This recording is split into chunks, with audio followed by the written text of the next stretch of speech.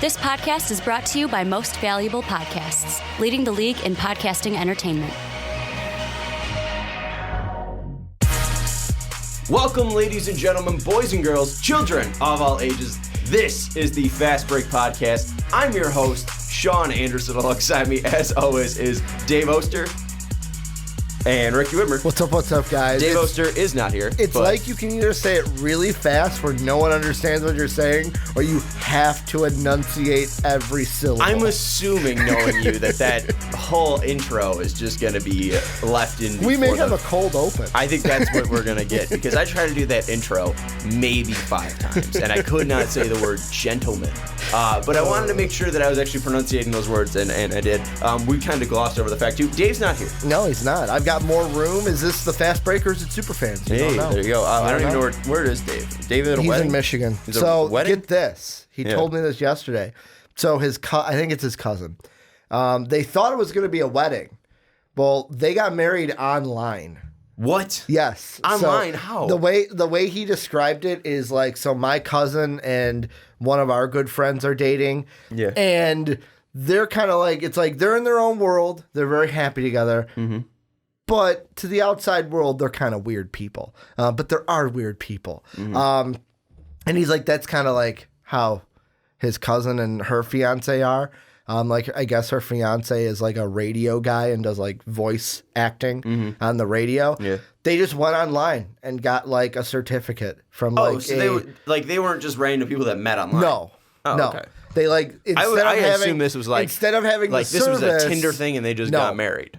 Instead of having the service, they went online and got married by like some online reverend. Right, yeah, I can't hate that. And instead of like the way Dave said the way they told people was they sent everyone like a YouTube video of them with stuffed animals having a tea party and them doing bad voices like, hey, what should we do today? I don't know. Like those kind of voices. Yeah, that's fucking weird. It's a little 3-hour reception. Dave's in New Buffalo, Michigan right now. Nice place. I can say that because you can go there and Dave won't be there by the time you're hearing Bada bang. Anyways, that was probably more interesting than our actual rankings are going to be for 6-man. That's what we're doing. We're ranking all of these 6-men, or probably not even the 6-man for all 30 teams. These are our estimates for the 6-man, but we know everyone's going to get upset that we didn't put, X player for the fucking X team. Like, we didn't put Trevor Ariza for the Sacramento Kings, and fucking Kings fans are going to have a hissy fit because we didn't use fucking Trevor Ariza. I just had this thought right now on the podcast. Yeah, go ahead. Next year, should we just call it the bench? Like, we'll just rank the benches. No, because that's so much. Like, we couldn't the even depth of do every team. 30 players. We were just like, fuck this for 30 players. Mm-hmm. It was so awful to do these rankings. Yeah, and it's gonna be good. We're gonna make a great segment. Dave out of it, originally had Lou Williams and then bunch of nobodies. And it's that's not fair because there are a lot of well-known names here, but it's just like, who cares? And we're going to talk about it in the segment about like what we actually did to rank these guys, but this was an ordeal, and I can't wait for coaches. But anyways, we're going to do we'll do 6-men for each and every NBA team 1 through 30. We'll break it up into 3 segments: 21 through 30, 11 through 20, and 1 through 10. Before we do that, though, check out patreon.com/mostvaluable podcast. If you want to come on and suggest a topic and talk about that topic, you can join the gold tier on patreon.com/mostvaluable podcast. Or if you want to join our Discord, you can join the bronze tier. Or if you just want to join the Discord and suggest some topics for us at the silver tier, you can do that at patreon.com/mostvaluable podcast. But Ricky, let's go through this. I will give Dave's rankings for 21 through 30. You'll give your rankings for 21 through 30. I'll give my rankings for 21 through 30. And then you'll give the cumulative 21 through 30. Dave's got to go first this time because it's just you and me here, not Dave to give his. Dave will go first. And as Dave had Isaiah Thomas at 30. At 29, he had Jacob Evans. At 28, he had Josh Okogie. At 27, he had George Hill. At 26, he had Austin Rivers. At 25, he had Malik Monk. At 24, he had Royce O'Neal. I think Royce the 5'9". I think that's a hip hop artist. 23, James Ennis. 22, Jabari Parker. And at 21, Rodney Hood. Ricky, give your rankings. Royce the 5'9" is a hip hop artist because he did I've been listening to a song with Eminem. But mine starting at 30, Jacob Evans. You guys said it wrong. Jacob Evans the third, then Royce O'Neal, or Royce to 5'9", however you want to call him. Royce to 6'6", O'Neal. The 6'6" O'Neal. James Ennis, Isaiah Thomas at 27. Ennis was at 28. 26, George Hill. 25, the lesser Curry, Seth Curry. 24, the moist one, Malik Monk. Mikal Bridges at 23. Fred VanVleet, Illinois native, shout out to Rockford. And then Austin Rivers at 21. All right, and then at 30 for me, I have Jacob Evans, the third of the Golden State Warriors. 29, I have Malik Monk of the Charlotte Hornets. At 28, I have Isaiah Thomas now of the Washington Wizards. At 27, I have Josh Okogie of the Minnesota Timberwolves. At 26, I have James Ennis of the Philadelphia 76ers. At 25, I have Jabari Parker now of the Atlanta Hawks. At 24, I have George Hill of the Milwaukee Bucks. At 23, I have Jay Crowder now of the Memphis Grizzlies. Shout out to Austin, right? Austin's one of the more vocal Grizzly fans we have, I think. Nick, too. Nick, yes, as well. 22, we have Austin Rivers of the Houston Rockets.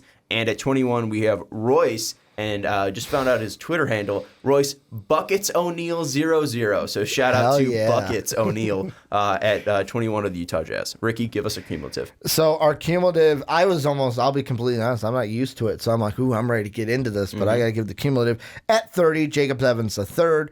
29, Isaiah Thomas. 28, the moist one, Malik Monk. 27, James Ennis. 26, George Hill. 25, Buckets O'Neal. Then at 24, Josh Okogie. 23, Austin Rivers. 22, Seth Curry.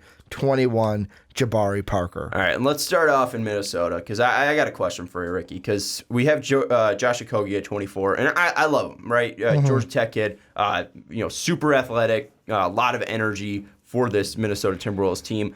I had him at 27. Dave had him at 28. You had him the highest at 17. Pretty high ranking for Josh Okogie. What do you see out of him that you're putting him that high? I mean, to me, and this is what we should probably get into before we get into the actual discussion of how the hell do you rank these guys? Yeah. Because in my mind, I was thinking this could be either the easiest rankings you ever do. Like if you're the guy that's just sitting there going, well, you're the sixth man, score me points. All right, put them in points per game.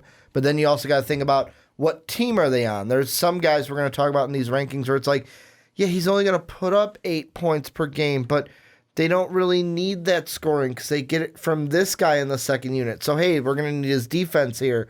To where with Okogie, the main thing that I looked at with him is with this Timberwolves team, with a guy coming off the bench, especially we talk about the point guard position being so just barren for the Timberwolves.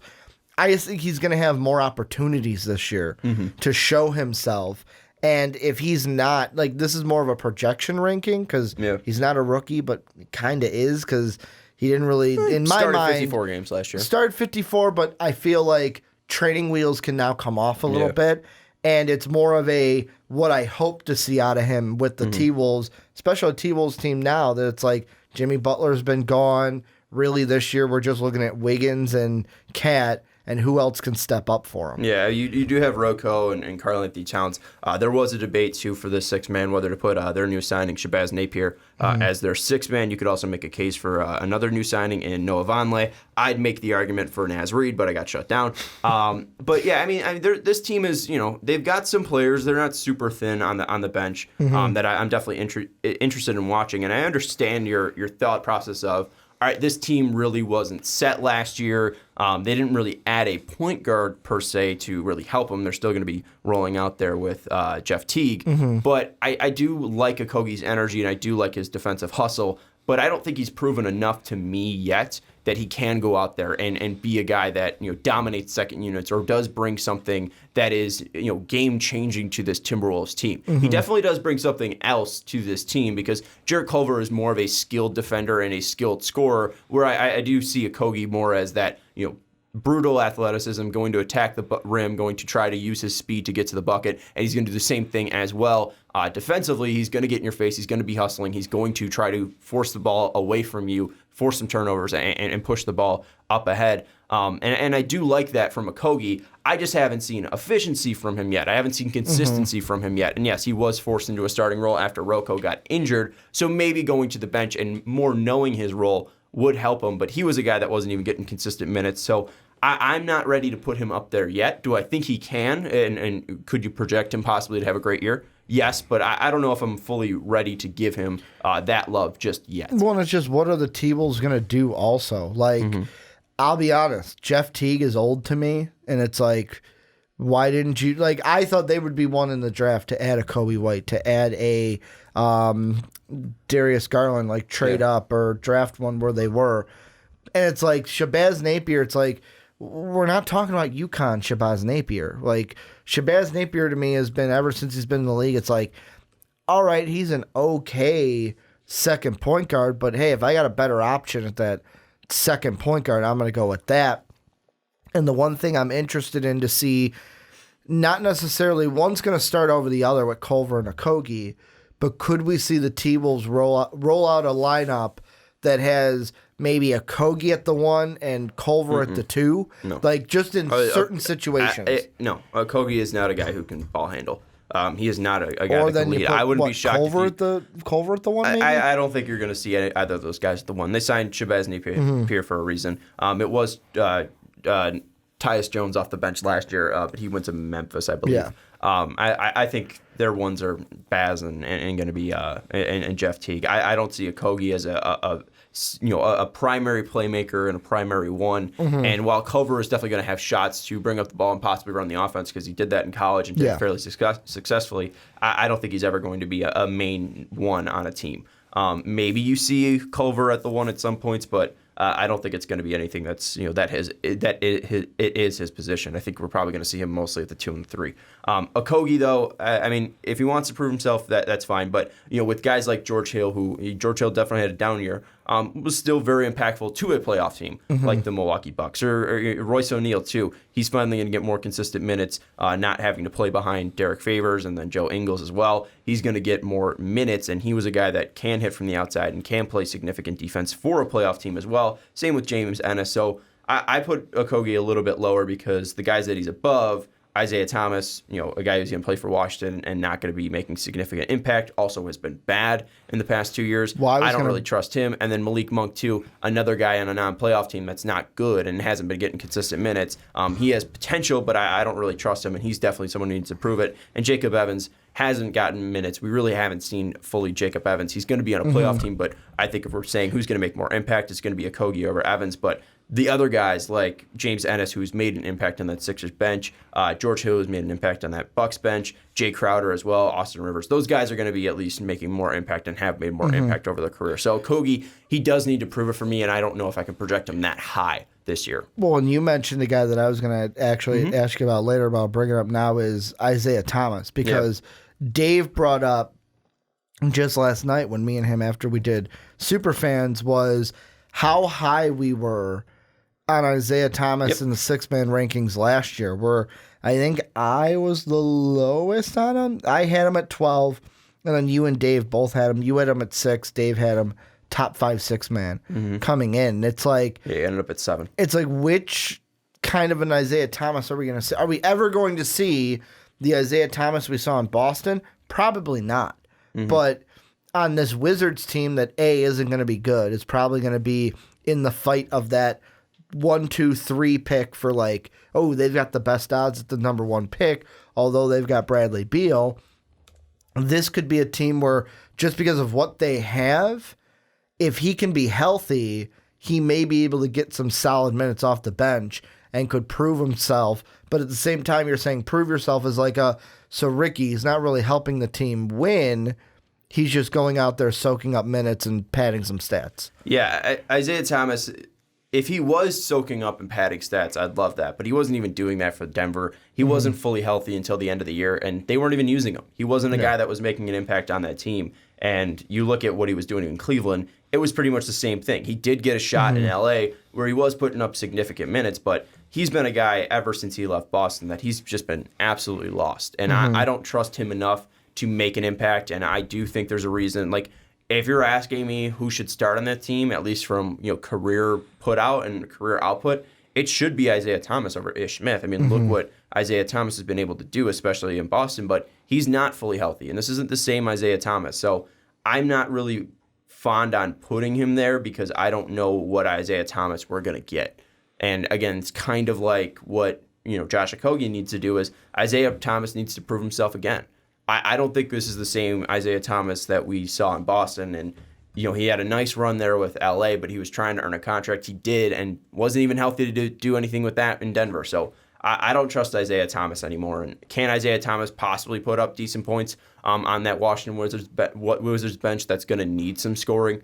It is definitely possible, but I don't know how impactful those points are going to be and how impactful he's going to be to the Wizards. So, I don't think he's going to change that Wizards team where, he's going to help them win X amount of more games. I think he's just going to be out there, score some points, and that's about it, if anything. It's exactly like you mentioned with the Lakers. The Lakers, when he was on it, were not hey, it was garbage minutes, yeah. Fighting for a playoff spot. No, it was garbage minutes. And the thing I wonder is, so, yes, he wasn't completely healthy, only played in 12 games.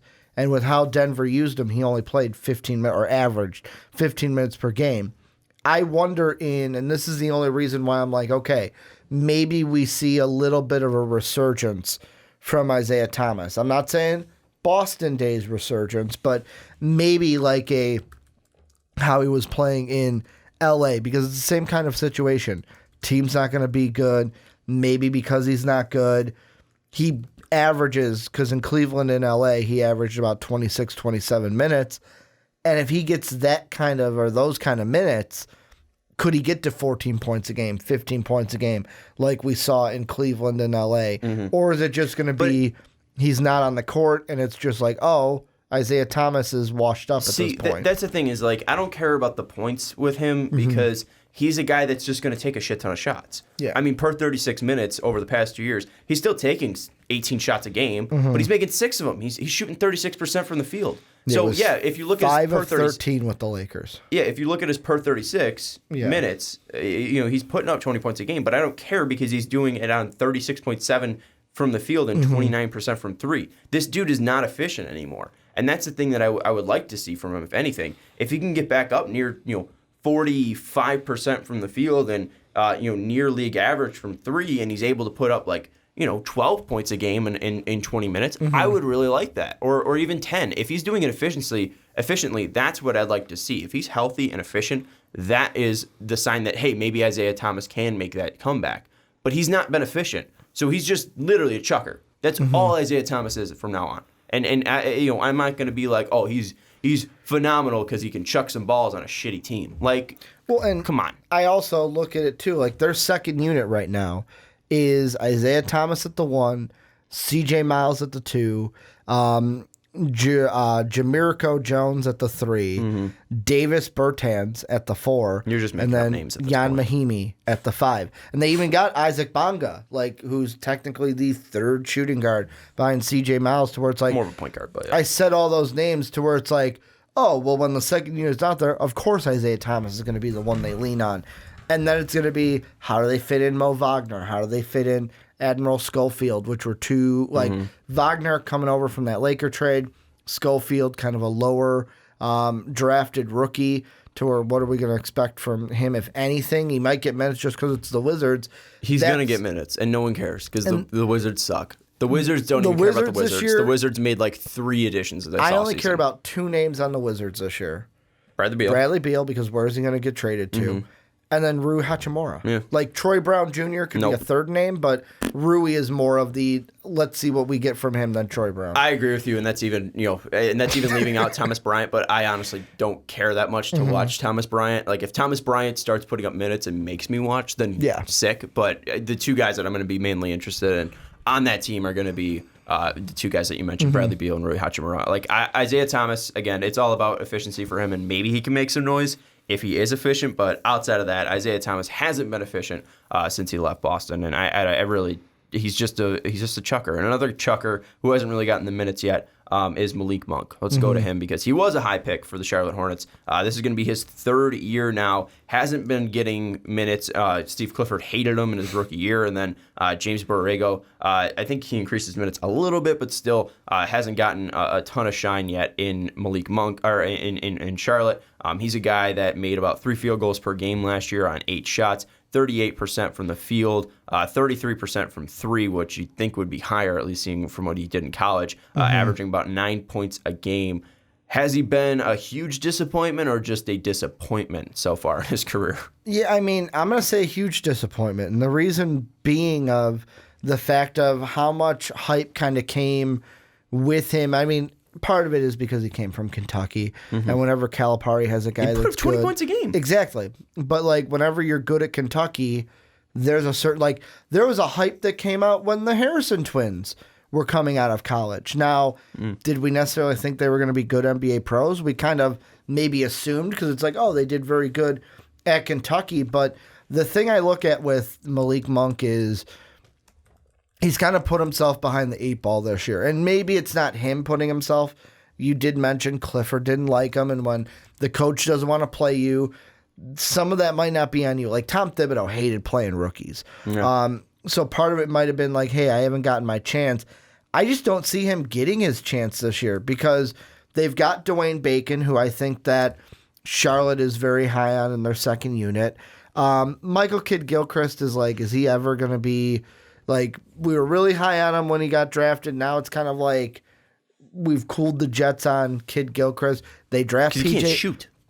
Exactly. He's horrible. But they draft PJ Washington, who assumingly they're high on. They drafted him early. Devonta Graham also on this team, to where it's like, I just wonder if the minutes are going to be there for Monk, or will they go to a Devonta Graham? Will they put minutes in Bacon, Gilchrist, Washington? Will they get more minutes than Monk? No, Monk's probably going to get the majority of minutes on this team just because, last year he still got, I think it was, what did I say? Yeah, 17. And that went up from 4 minutes last year. So with the leaving of Kemba Walker, I wouldn't be shocked if he got around 22 minutes this year, a 5-minute increase. I think he'll probably get the majority of minutes coming off the bench.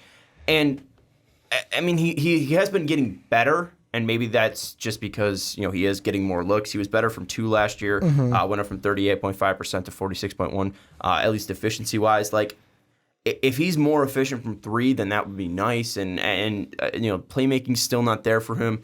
I don't know if he's ever had a true point guard enough, and Terry Rozier is not that guy to help him be a true point guard next to him, but he didn't have a true point guard like he did in Kentucky next to De'Aaron Fox, so maybe Malik Monk isn't just a good fit with Charlotte so far. The one thing that is nice is he is only 21 years old, and he has gotten better over his past 2 years. But it hasn't been significant enough where I'm ready to see, like, I haven't seen the Malik Monk game yet, where Malik Monk has really stepped out of his shoes and made a name for himself yet. We still haven't seen that in the first 2 years, and maybe that comes this year, but I do think they're at least going to give him a shot because you drafted him, 11th overall? I mean, he's nearly a top 10 pick. Yeah.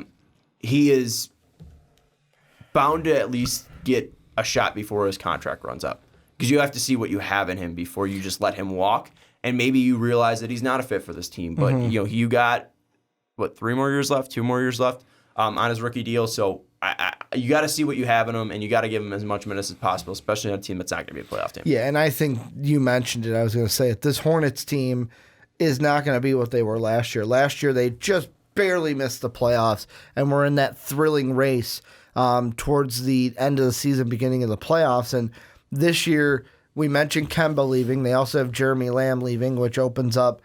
I mean, starters are going to soak up most of those minutes, but you've got some minutes to go around this year. And just the 2 questions I have about Charlotte is, one, with them being a worse team this year, being more of that team that, hey, we're looking draft pick more than we are looking towards the playoffs, because also Mitch Kupchak, even last year, was like, hey, I want to move up in the draft. I want to get somebody.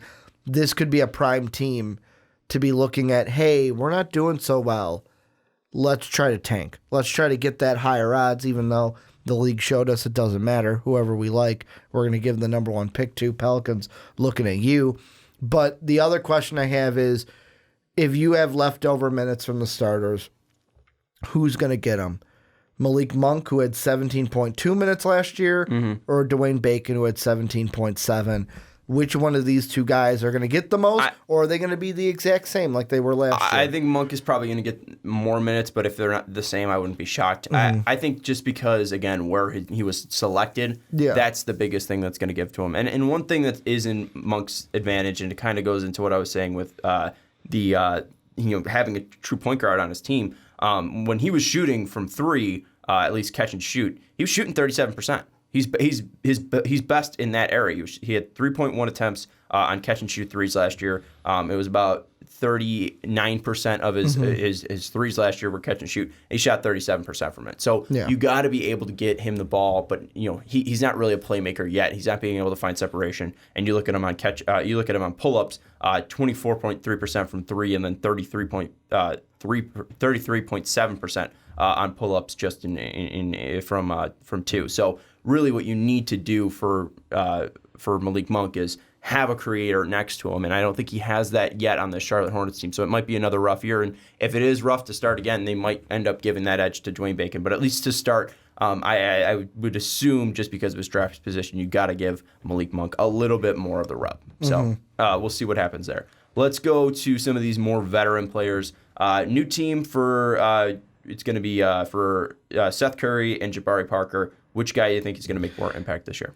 See, it's not necessarily who I think is going to make more of an impact. It's more of I'm interested in Jabari Parker being on this Hawks team because I wonder with it where when it came over to the Bulls, it was like, okay, it's kind of a prove-it contract because we kind of finagled it to where, hey, we can get out of it after a year if we want to. And with this team being so young, where it's like Trae Young is still very young. The Red Mamba is still young. Collins, third, fourth year, if I'm thinking correctly, because I don't have it up in front of me. John Collins, third. Yeah, John Collins, third year. They drafted young guys like DeAndre Hunter to where my question is Jabari Parker, supposed to be the veteran in this locker room? I know. Is he supposed to be like that Vince Carter, what he was last year? Is he supposed to be the veteran in the locker room? And if he is, my question is, do you want him being that veteran in the locker room? Because, I'm not saying he's a cancer. It's not like what we're seeing in the NFL with AB, but, this is a guy that's had quotes out there that have been like, yeah, I don't get paid to play defense. Is that what you want from a veteran that... is that his role on this team, or is his role on this team to be... You're asking if his role is to be the veteran. Yeah, to be the veteran of this team to help this young core. I don't think it's to help this young core at all. I think if anyone was that, it was Dwayne Dedmon, and I don't think Jabari Parker can necessarily fill that role. It's a reason why, you have the veteran, the NBA veteran on this team still. They've got Vince Carter. And they also have Chandler Parsons. Okay, Vince Carter more than fucking Chandler Parsons. But no, they do have some guys that have been around the league. Evan Turner, Alan Crabb, Chandler Parsons. Jabari Parker's just, the best player out of these guys. But yeah, if they're looking for a true veteran, it's Vince Carter. That's going to teach these guys how to be true professionals. I mean, that's a guy that, has been through it. He's been a star in this league. He's been a role player on championship teams, and now he's just a guy that, has some minutes every now and then. No, I don't think Jabari Parker's going to be a veteran leader to these guys. I think he's just going to be a guy that you're taking a shot on at $6.5 million this year. I think he's got a player option next year to get out of it, or it's a team option. But this is just a guy that now has the chance to prove himself in a market on a young team because he still is young, and they're seeing what they can get out of him. It's a player option. Yeah, and for how much is it? 6.5. Yeah, so it's pretty much a prove it year. If you prove it, hey, you can opt out and go get paid again. But if you don't, we'll see what we got in you, and maybe we keep you on for 6.5 because it's not a killer contract. I just think Jabari Parker, again, is a roll of the dice here. That's why I have him at 25. I don't think he's going to make that much of an impact because I don't really think he's going to fit with this team. And I think there's other guys that might even surprise us, like a Chandler Parsons or an Alan Crabb, that does end up having more of an impact than Jabari Parker. Parker was decent with the Wizards. He had his moments, but again, he is just a guy that can slash and attack the bucket from the fourth position. He's not really a great shooter like we've seen throughout his career, 33% from three, but he is a guy that can get to the bucket and score. He's very efficient around the rim, 61% from two last year, but I don't really think that fits this whole mold. And I think when you do see him out on the floor, he's going to be playing with Trae Young. He's going to be playing with Kevin Huerter. He's going to probably be playing with Cam Reddish as well. And I think you're probably going to see him at the 4 next to John Collins, and they're probably going to try to give him as much space as possible. It might be a little bit difficult with Collins, but Collins got a decent mid-range jumper. So I think you'll probably see Collins and Parker on the opposite sides of the floor, and you're probably going to see Parker get the most space that he can so he can drive and attack that mid-range game that he is very good at. But Parker, overall, I don't think he's going to have a massive impact, where I do see Seth Curry having a massive impact because you don't have really a ton of great shooters on this team, at least guard, or you don't have a lot of great, off-ball scorers, at least from deep on this Mavericks team. And I think that's what Seth Curry is going to provide. And next to Luka, I think he can really light it up. Well, and not even next to Luka. Like, I even think, like, even if it's Seth Curry and Jalen Brunson out there, like, Brunson can get him the ball. And the big thing that goes into these 6-man rankings that we didn't even talk about is, like, with Seth Curry, you look at him, and I have him at 25, and there's part of me that's like,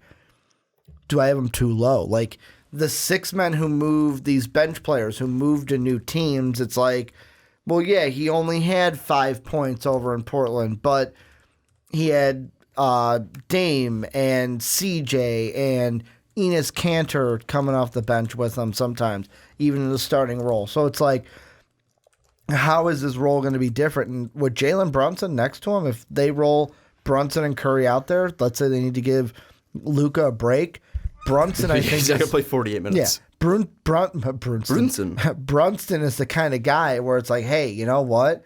He's going to get Seth Curry the ball. And Seth Curry, he is a Curry. He knows how to shoot. It's just in their blood. So there could be games where he gets on a heater and they kind of roll with it with that second unit. Yeah, I think it's going to be interesting to see how they end up rolling out with that point guard situation, because they do have J.J. Barea as well. He's coming off a major injury, though.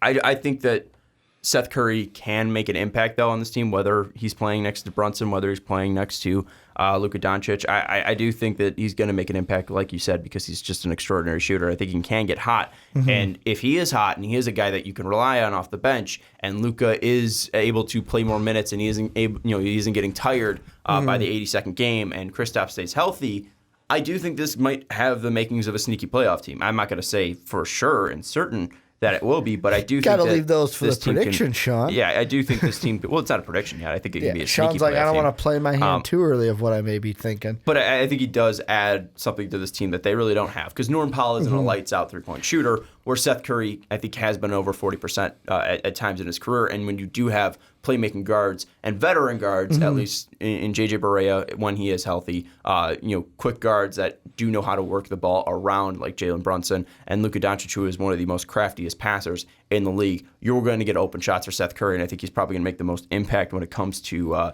the guys between him and Jabari Parker. Well, and it's also to pull the curtain back and let them kind of in on it.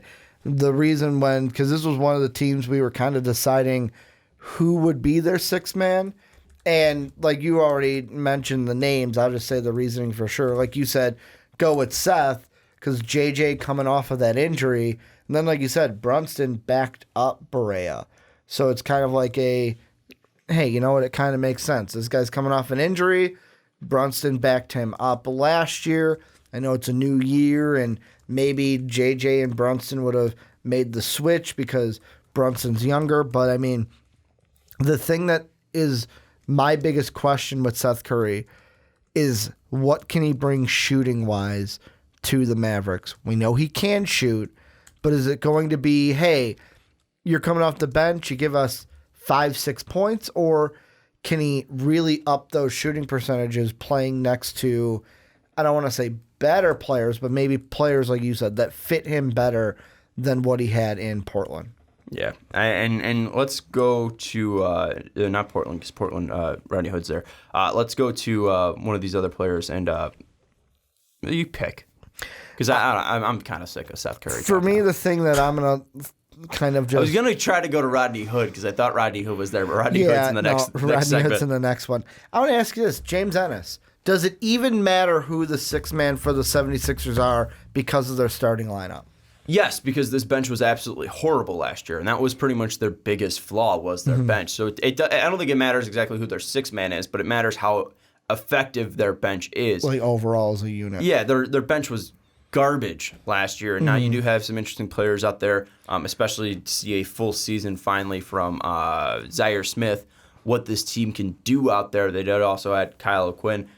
James Ennis, I think, is going to be a table setter. Him and Mike Scott are going to be very important players to this team, giving breaks to Joel Embiid and Al Horford and making sure they do have shooting out there next to Ben Simmons. These guys are going to be massively important. So I do think that James Ennis, if he's able to go out there and he's able to hit shots from the outside and kind of replace or chip away from some of the stuff they lost from J.J. Redick's outside three-point shooting ability, that's going to be very important to this team because this is a team that does lack from times from the ability to stretch the floor. And James Ennis does need to be a high-quality three-point shooter. And they've got a very young bench, too. Yeah, there's times. And last year he wasn't efficient from three. He was shooting like 30% from three for Philly. But over his career, he's been near league average. So if he's able to go out there, he's able to be efficient from three, and he's able to knock down some shots for this team next to the three general manager in Mike Scott. I do think that that's going to be very important because, like you said, there are some guys like Zaire Smith or Matisse Thybulle that might not be able to hit those outside shot yet, but can play defense. That Philly might not be able to rely on, at least offensively. James Ennis is going to need to at least be able to show that he can go out there and be efficient from the floor, like he was in Houston at times. You know what's absolutely funny about James Ennis? If you look at his team by team, the only teams that he's only been on one team back-to-back seasons, and that was the Grizzlies from 2015-16, who he was moved to midseason from Miami and stayed with them for 2016-17. The last 2 years, he's been a guy that moved. He was started in Detroit, then finished in Memphis, and then last year started in Houston, played 40 games, and then finished the year in Philly. To me, this is one where it's like, I feel like James Ennis in these rankings, and I know that one of the big ones and we always go for him for when we need to know anything that's going on the Sixers Pulse is our patron Jake, but also we've got like Kyle Craig too. We got several Philly fans that we can ask these things to. I know that Jake was like, oh, James Ennis is the guy. I don't think he's the guy at the end of the year. I think this is one where we see, hey, at the beginning of the year, this was the sixth man, but now at the end of the year, it's this guy. And I think we see a kind of move to end of the year this year, and then going into next year, Zaire Smith is the sixth man for this team. I would be shocked if Zaire is the sixth man at that point. We haven't seen a ton out of Zaire yet. He isn't really super reliable at this point, and this is going to be a top four playoff team. So I think you're going to need some veteran leadership off that bench. Zaire, can he be something very intriguing for this team? For sure. Then you do look at his efficiency last year. He was hitting like 37% and I'm coming off from three, the summer league hype.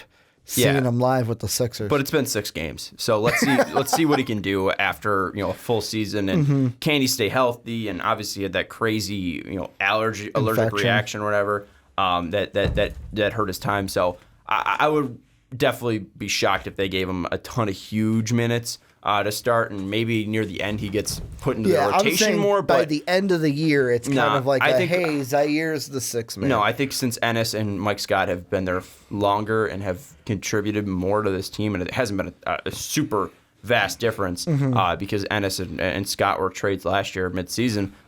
I do think that they will want somebody who they can trust, who has playoff experience and has been with the team and has gotten major minutes. Or not major minutes, but at least key minutes last year in their playoff run. They need some of those guys, and I don't think Zaire is at that point yet.